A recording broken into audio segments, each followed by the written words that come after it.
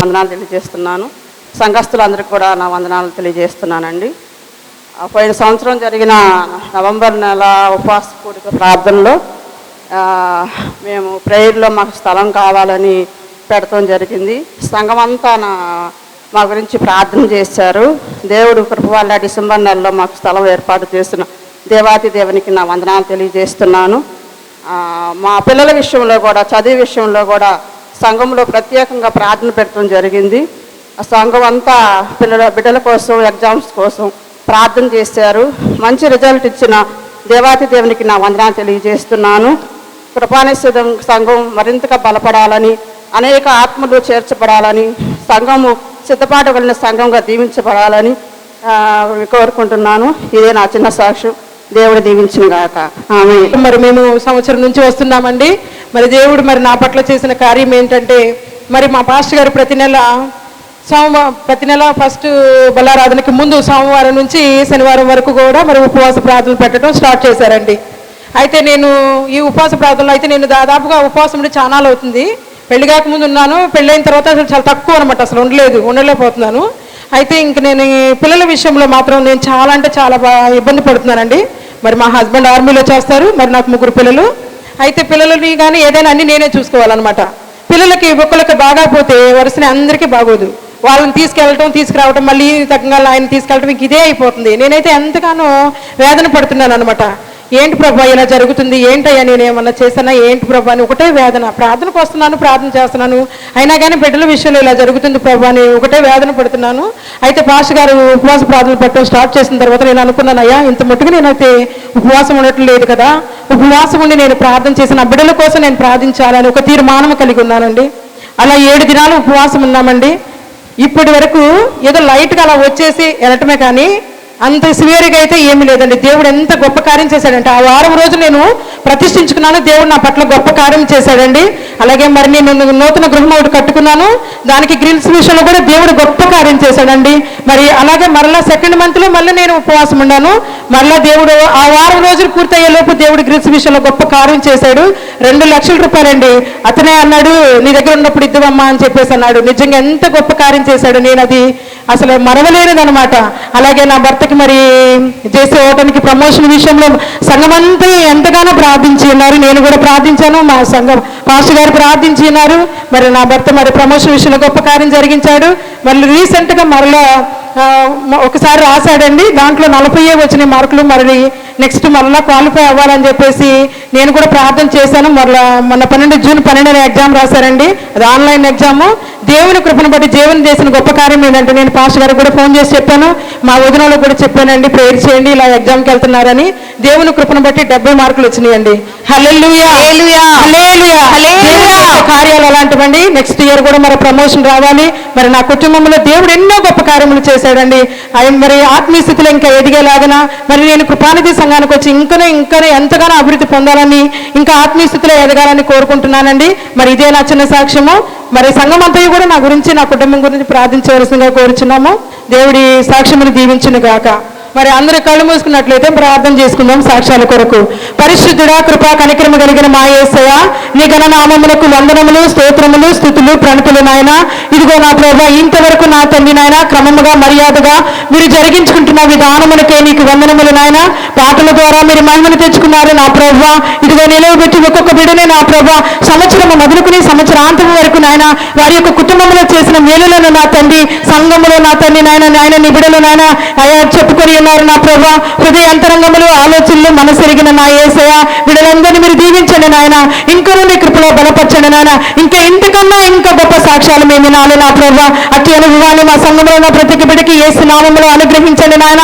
అయ్యా మీరుండమని మేము అడుగుచున్నాము నా తండ్రి. ఇదిగో ఈ వార్షికోత్సవ కూడికలో నా ప్రభా మీరుండండి నా ప్రభా. మా కృపానిధి సంఘంలో మీరుండండి నాయన. క్రమముగా మర్యాదగా మీరు జరిగించుకున్న విధానములకే నీకు వందనాలు నా తండ్రి. అయా కూడిక ఆది నుంచి అంతవరకు మీరుండండి నాయన. సమస్తమును కూడా నీ నామానికి మహిమకరంగా, దీవెనకరంగా మీరే దీవించి ఆశీర్వదించండి. మరొకసారి చెప్పినటువంటి సాక్ష్యాలను బట్టి నీకు వందనాలు చెల్లిస్తూ అయా ఈ నా మనవులను నీ సన్నిధానానికి చేర్చుకునమని యేసును అతి పరిశుద్ధ నామమును బట్టి వేడుకను ప్రార్థిస్తున్నాము తండ్రి, ఆమేన్. స్థిరపరచను తనకు స్తోత్ర రూపమగు క్రొత్త గీతమును మన దేవుడు నా నోట నుంచెను. అనేకులు దాన్ని చూచి భయభక్తులు కలిగి యెహోవా యందు నమ్మిక ఉంచెదరు. గర్విష్ఠులనైనను త్రోవ విడిచి అబద్ధముల తట్టు తిరుగువారినైనను లక్ష్య పెట్టక యెహోవాను నమ్ముకున్నవాడు ధన్యుడు. యెహోవా నా దేవా, నీవు మా ఎడల జరిగించిన ఆశ్చర్యక్రియలను, మా ఎడల నీకున్న తలంపులను బహువిస్తారములు. వాటిని వివరించి చెప్పేది అనుకుంటున్నా, అవి లెక్కకు మించి ఉన్నవి. నీకు సాటి అయిన వాడొకడును లేడు. బలులనైనను నైవేద్యములనైనను నీవు కోరుటలేదు. నీవు నాకు చెవులు నిర్మించి ఉన్నావు. దహన బలులనైనను పాప పరిహారార్థపు బలులనైనను నీవు తెమ్మనలేదు. అప్పుడు పుస్తకపు చుట్టలో నన్ను గూర్చి వ్రాయబడిన ప్రకారము నేను వచ్చి ఉన్నాను. నా దేవా, నీ చిత్తము నెరవేర్చుట నాకు సంతోషము. నీ ధర్మశాస్త్రము నా ఆంతర్యములో ఉన్నది. నా పెదవులు మూసుకొనక మహాసమాజములో నీతి సువార్తను నేను ప్రకటించి ఉన్నానని నేనంటిని. యెహోవా, అది నీకు తెలిసే ఉన్నది. నీ నీతిని నా హృదయములో నుంచుకొని నేను ఊరకుండలేదు. నీ సత్యమును, నీ రక్షణను నేను వెల్లడి చేసి ఉన్నాను. నీ కృపను, నీ సత్యమును మహాసమాజమునకు తెలుపక నేను వాటికి మరుగు చేయలేదు. యెహోవా, నీవు నీ వాత్సల్యమును నాకు దూరము చేయవు. నీ కృపా సత్యములు ఎప్పుడునూ నన్ను కాపాడునుగాక. లెక్కలేని అపాయములు నన్ను చుట్టుకొని ఉన్నవి. నా దోషములు నన్ను తరిమి పట్టుకొనగా నేను తల ఎత్తి చూడలేకపోతిని. లెక్కకు అవి నా తల ఎంట్రుకలను మించి ఉన్నవి. నా హృదయము గర్భవాసినైనది నా. మామూలుగా అయితే మనము అమ్మ కడుపులో ఉన్నప్పుడు, గర్భవాసి అంటే అదేగా, అమ్మ కడుపులో ఉన్నప్పుడు మనకు ఆధారం ఎవరు? ఎవరు? ఎవరు కాదు, అమ్మ కదా.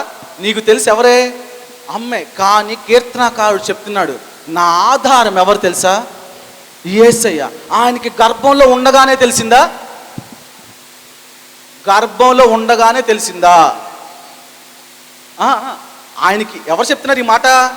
కీర్తనాకారుడు చిన్నప్పుడే రాయిట్లా, పెద్ద అయిన తర్వాత చెప్తున్నాడు. అవునా కాదా? కీర్తనాకారుడు పెద్ద అయిన తర్వాత చెప్తున్నాడు ఏమని? గర్భవాసినైనది మొదలుకొని. ఆ మాట గర్భంలో ఉండగానే తెలిసిందా? చెప్పాలి. గర్భంలో ఉండగానే తెలిసిందా? ఎప్పుడు తెలిసింది? బయటకు వచ్చిన తర్వాత కొన్ని ఇబ్బందుల్ని దాటాడు, కొన్ని కష్టాల్ని దాటాడు, కొన్ని విషయాలతో ప్రార్థన చేశాడు. ఇవన్నీ చూసి అప్పుడు చెప్తున్నాడు ఏమని తెలుసా? నాకు ఆధారం నేను ప్రార్థన చేసినప్పుడే కాదు, తల్లి గర్భంలో ఉన్నప్పటి నుంచి నేను అనుకున్నా. ఎవరని?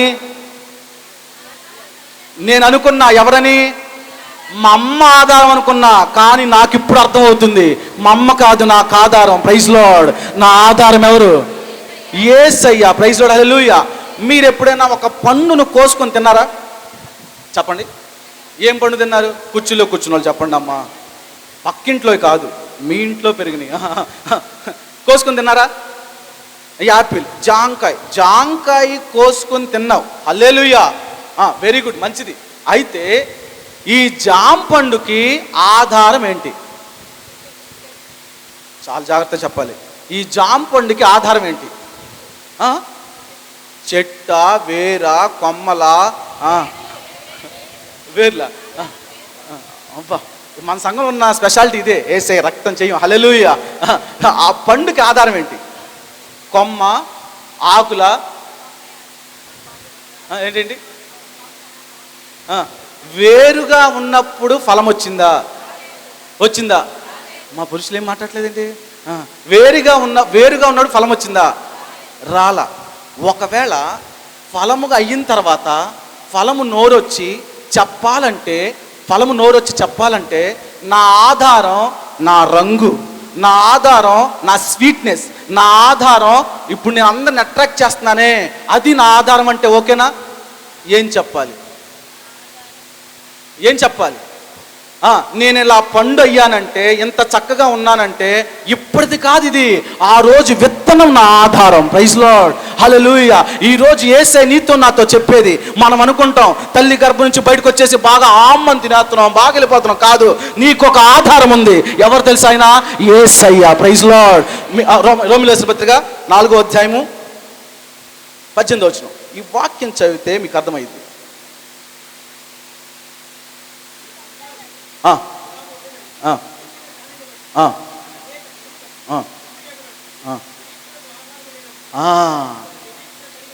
అమ్మ ఒక్కసారి అందరు తీయండి అమ్మ. రోమీయులకు రాసిన పత్రిక 4వ అధ్యాయము 18వ వచనం. పేజ్ నెంబర్ ఎంత? 136. ఒక్కసారి చదువుదామా? ఏది? 19 చదువుదామా? 18. ఓకేనా? అందరం కలిసి చదువుదాం. బైబిల్ తీసారా? ఓకే, 18. రెడీ? 1 2 3 స్టార్ట్.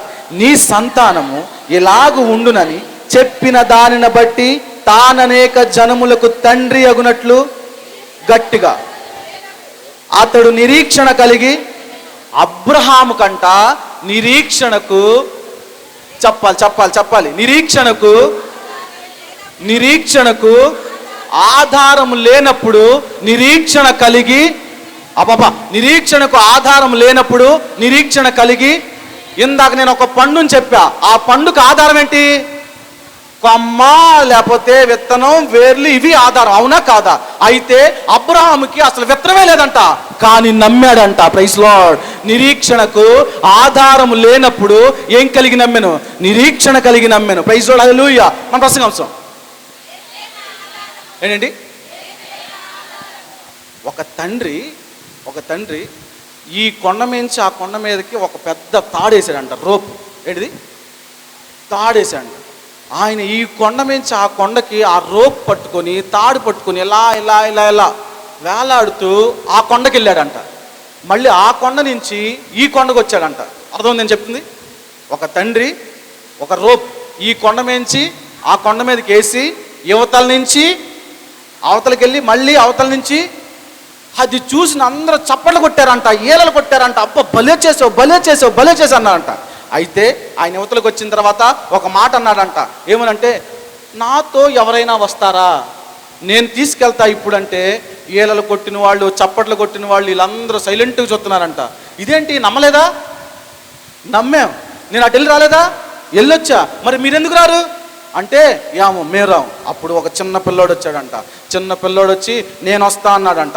నేను వస్తా అని చిన్న పిల్లోడిని అవతల తీసుకెళ్ళాడు, మళ్ళీ యువతలు తీసుకొచ్చాడు. ఇప్పుడన్నా ఎవరన్నా వస్తారా అని అడిగారంట. అందరు అన్నారంట, మీకులాగే మౌనంగా చూస్తున్నారంట. అయితే మేము మాత్రం రాం. ఒక బామ్మ అన్ని పిలిచి, ఎవరిని?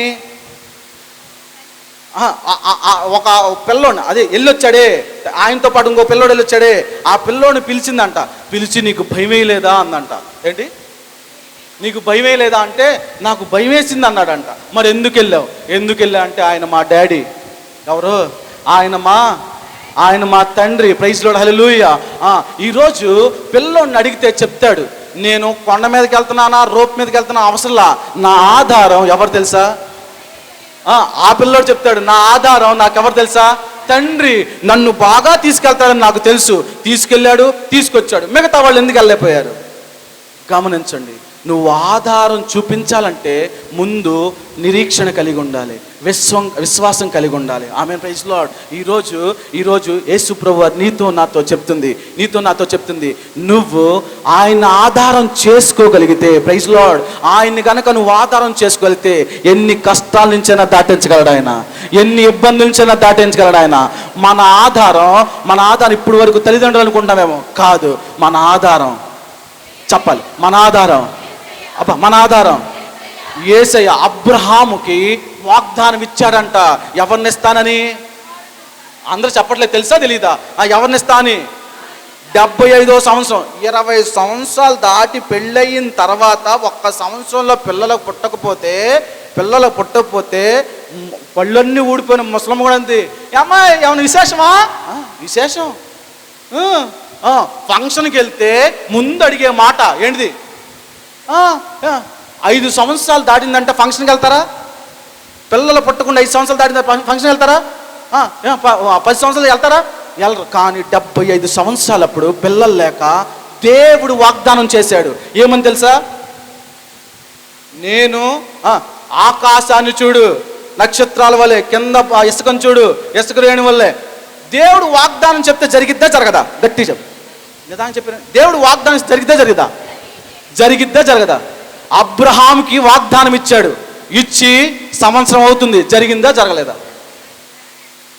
సంవత్సరం అవుతుంది, జరిగిందా జరగలేదా? జరగలేదు.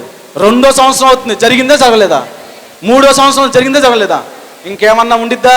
కనీసం నువ్వు చర్చికి రానిస్తావా నువ్వు? ఇంకా ఏం దేవుడు అని వెళ్తావంటే ఏం జరుగుతుంది?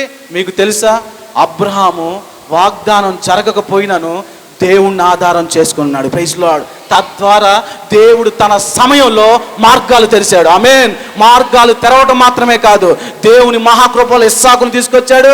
ఇస్సాకు నుంచి 12 గోత్రాలు తీసుకొచ్చాడు. ప్రపంచాన్ని శాసించే ఇశ్రాయేలుని బయటికి తీసుకొచ్చాడు.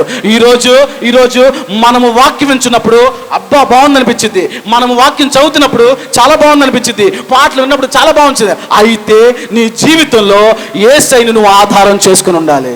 నువ్వు గనక అలా ఉన్నావా? ప్రైజ్ లార్డ్, హల్లెలూయా. నువ్వు గనక అంత గట్టిగా ఉన్నావా? హల్లెలూయా. అబ్రహాం చెప్తున్నాడు, ఎవరికి తండ్రి అమ్మా ఆయన? ఎవరికి తండ్రి? చెప్పాలి. ఎవరికి తండ్రి? విశ్వాసులకు తండ్రి. ఎందుకు తెలుసా? ఆయన నిరీక్షణకు ఆధారం లేనప్పుడు ఏం చేశాడు? నమ్మెను. ఆమేన్. తద్వారా ఆయన్ని మార్చి పడేశాడు. విశ్వాసులకు తండ్రి. నువ్వు నేను ఎందుకు ఆధారం చేసుకోవాలి? యేసే చెప్తేనేగా మనం ఆధారం చేసుకోవాలి. ఒకసారి తీయండి, యోహాను సువార్త 15వ అధ్యాయము 5-6 వచనాలు. యోహాను సువార్త 15వ అధ్యాయము. అందరూ చదువు. వెయిట్ 15వ అధ్యాయం 5-6 వచనాలు. 96వ పేజ్. 15వ అధ్యాయం 5-6 వచనాలు. ఓకేనా? రెడీ? 1 2 3 స్టార్ట్. ద్రాక్ష వల్లిని నేను ఎవని యందు నిలిచియుందును వాడు బహుగా ఫలించు. నాకు వేరుగా ఉండి ఎవడైనను నా యందు నిలిచి ఉండని ఎడల మనుషులు అట్టి వాటిని పోగు చేసి. చాలు. ఇక్కడ యేసే డైరెక్ట్గా ఒకే మాట చెప్తున్నాడు. ఏమని తెలుసా? నువ్వు దీవించబడాలంటే ఎవరిని ఆధారం చేసుకోవాలి? నిదానంగా చెప్తున్నారమ్మా. నువ్వు దీవించబడాలంటే ఎవరిని ఆధారం చేసుకోవాలి? ఫలించాలంటే ఎవరిని ఆధారం చేసుకోవాలి? అభివృద్ధి చూడాలంటే ఎవరిని ఆధారం చేసుకోవాలి? ఈరోజు యేసయ్య నీకు ఆధారంగా ఉన్నాడు. ప్రైజ్ లార్డ్, హల్లెలూయా. నువ్వు గనక ఆయన ఆధారం చేసుకోగలిగితే యేసయ్య చెప్తున్నాడు నీ ఫలింపు ఆయన ద్వారా వచ్చింది. ఆమేన్, హల్లెలూయా. బైబిల్లో తప్పిపోయిన కుమారుడు ఎంతమంది తెలుసు? అందరికీ తెలుసు. తప్పిపోయిన కుమారుడు ఆయన తండ్రిని ఆధారం చేసుకోకుండా నాది నాకు ఇచ్చేయి, నా డబ్బు నాకు ఇచ్చేయి అని చెప్పి ఏమంటారమ్మా దాన్ని? ఏంటంటే కాదు కదా, బాగా చెప్తున్నారు ఆస్తి పంపకాలని. ఆ ఆస్తి తీసుకొని వెళ్ళిపోయాడు. ఆధారం దేన్ని చేసుకున్నాడు? చెప్పాలి. ఆధారం దేన్ని చేసుకున్నాడు? ఆధారం దేన్ని చేసుకున్నాడు? డబ్బును చేసుకున్నాడు. డబ్బు అవసరమే, కానీ డబ్బును నువ్వు ఏది చేసుకోకూడదు?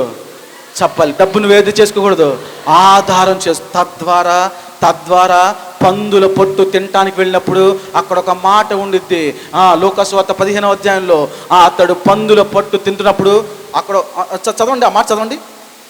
లూకాసు వార్త 15వ అధ్యాయంలో చదవండి.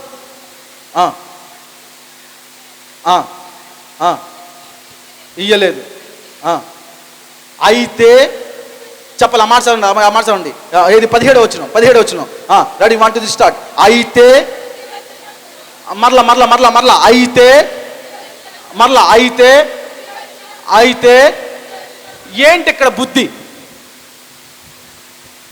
బుద్ధి? అరే, నేను యేసయ్యని ఆధారం చేసుకుని బ్రతికితే ఇలాంటి పరిస్థితి వచ్చేది కాదు. కానీ నేను దేన్ని ఆధారం చేసుకుని ఉన్నా? డబ్బును ఆధారం చేసుకున్నా. తద్వారా పందుల పొట్టు తినటానికి కూడా ఇష్టపడలా. ఈరోజు యేసయ్యలో చెయ్యి వేసి, బాప్తీసంలో చెయ్యి వేసి యేసయ్య దగ్గరికి వచ్చి, కానీ నువ్వు దేవుణ్ణి ఆధారం చేసుకోకుండా ఎటో తిరుగుతున్నావా? మరలా నీకు దేవుడు అవకాశం ఇస్తున్నాడు. Praise lord. మరలా దేవుడు మనకు అవకాశం ఇస్తున్నాడు. హల్లెలూయా. పందుల పొట్టు దగ్గరికి వెళ్ళక ముందే నువ్వు ఎవరిని ఆధారం చేసుకున్నావో వాళ్ళు మారాలి. ఆమేన్, హల్లెలూయా. యేసయ్యని కనుక నువ్వు ఆధారం చేసుకుంటే, ఆమేన్, హల్లెలూయా, ఆయన మరలా తండ్రి దగ్గరికి వచ్చాడు. తండ్రి దగ్గరికి వచ్చినప్పుడు తండ్రి అదే ప్రేమను చూపించాడు. హల్లెలూయా. తండ్రి అదే ఆస్తిని ఇచ్చాడు. హల్లెలూయా. తండ్రి అదే భాగ్యాన్ని అనుగ్రహించాడు. ఈరోజు మన ఆధారం మారాలి. పక్క వ్యక్తి చెప్పండి అన్నమాట. నీ ఆధారం చెప్పాలి. నీ ఆధారం మారాలి. నీ ఆధారం మారాలి. ఏమండి, నాకు తెలిసిన ఒక తండ్రి కూతురు ఉన్నారు. అయితే వాళ్ళ అమ్మగారు చనిపోయారు. ఎవరు చనిపోయారు? కుమార్తె 17-18 సంవత్సరాలు వచ్చినాయి. అయితే ఆ టైంలో అందరూ దేనికోసం అడుగుతారు? అమ్మ పెళ్ళెప్పుడు అని అడుగుతారు.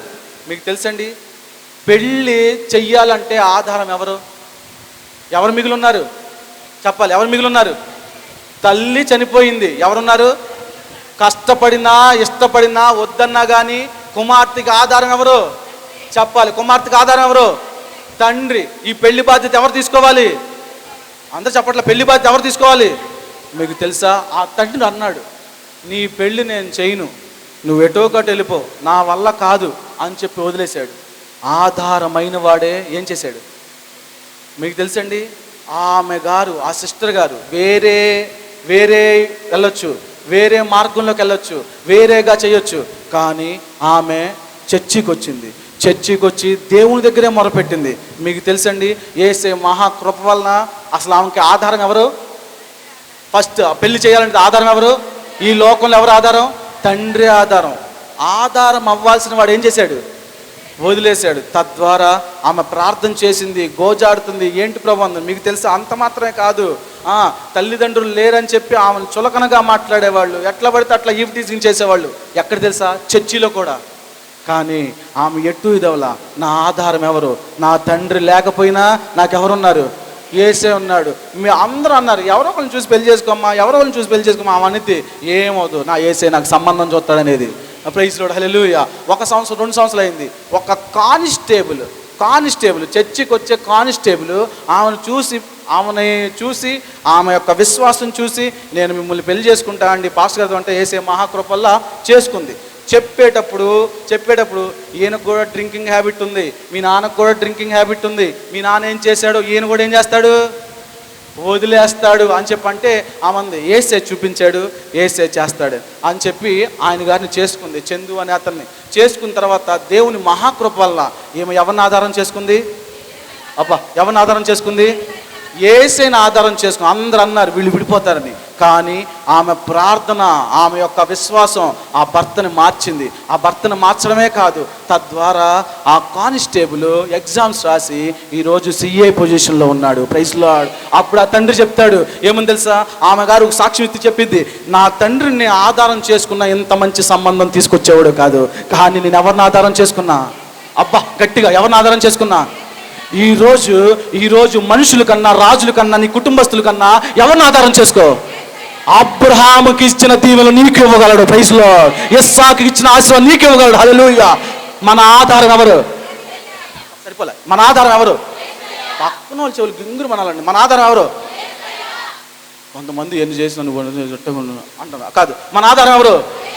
ఈరోజు నీ ఆధారం, నా ఆధారం యేసయ్య. Praise lord. తప్పిపోయిన కుమారుడికి అర్థమైంది, అరే నేను తప్పుని ఆధారం చేసుకున్నా, తప్పుగా వెళ్ళా, కానీ నేను ఎవరిని ఆధారం చేసుకోవాలి? చెప్పాలి, ఎవరిని ఆధారం చేసుకోవాలి? ఈరోజు ప్రవచనాత్మక చెప్తున్నా, నువ్వు గనక యేసయ్యని ఆధారం చేసుకెళ్తే మరలా నెలకి ఇదే రోజు ఒక గొప్ప సాక్ష్యం చెప్పబోతున్నావు.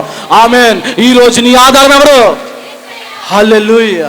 మీకు తెలుసండి, అబ్రహాము నిరీక్షణకు ఆధారం లేనప్పుడు,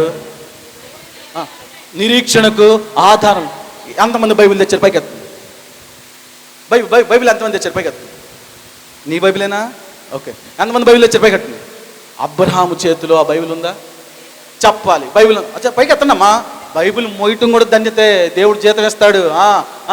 అబ్రహాం చేతిలో ఆ బైబిల్ ఉందా? ఉందా లేదా? కానీ నీకేముంది? హల్లెలూయా. నీకేముంది? బైబిల్ ఉంది. అబ్రహాము చదివి బలపడటానికి, నిరీక్షణ పెంచుకోవడానికి, విశ్వాసం పెంచుకోవడానికి అబ్రహాం చేతిలో ఏది లేదు. కానీ ఆయన ఆధారం లేనప్పుడు కూడా ఏం చేశాడు? కానీ నీకు ఒక ఆధారం ఉంది, ఉందా లేదా? అబ్బా, నీకు ఒక ఆధారం ఉందా లేదా? ఉంది. నువ్వెందుకమ్మా ఏడుస్తున్నావు? నువ్వెందుకమ్మా లేనిపోయిన మాటలతో నిరాశపడిపోతున్నావు? నువ్వెందుకు కృంగిపోతున్నావు? నువ్వెందుకు ఇంక నేను చచ్చిపోతే బాగుండు అంటున్నావు? నీకొక ఆధారం ఉంది. ఆమేన్. నాకు ఒక ఆధారం ఉంది. హల్లెలూయా. నీకొక ఆధారం నీ చేతిలోనే ఉంది. Praise lord. ఈరోజు నిరాశ వచ్చినప్పుడు నీకు నువ్వు చెప్పుకోవాలి, నాకేముంది? అబ్బా, నాకేది ఉంది? 15:5 చెప్తున్నాడు. ఏమని చెప్తున్నాడు? మీరు నా యందు ఉంటేనే కానీ ఫలిస్తారు. ఆమేన్. మన రసగంశం యేసే ఈ కృపానిధి చర్చికి ఆధారం. అబ్బా, ఈ కృపానిధి చర్చికి ఆధారం. ఇంకోటి కూడా మీరు చెప్తారు, ఈ గోడలకు ఆధారం. చెప్పండి. ఆ గోడలకు ఆధారం. ఇక్కడ తిరిగే ప్రతి ఫ్యాన్కి ఆధారం. బయట వాళ్ళకి వెరితనంగా ఉండిద్ది, ఇదేంట్రా యేసే అంటున్నారని. అవునా కాదా? నీకు తెలుసు ఆ తలుపుకి ఆధారం ఎవరు? చెప్పాలి. ఆధారం ఎవరు? ఆధారం ఎవరు? ఈరోజు ఇక్కడ కూర్చున్నామంటే ఆధారం ఎవరు? హల్లెలూయా. అదే యేసయ్య నిన్ను నడిపించును గాక. అదే యేసయ్య ఆధారమైన వాడు నీలోంచి ఫలాలు తెచ్చును గాక.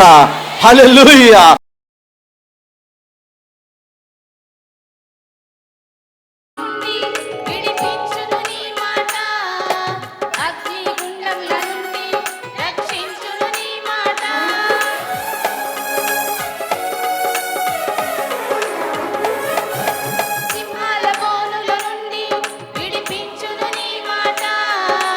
అగ్నిగుండముల నుండి రక్షించు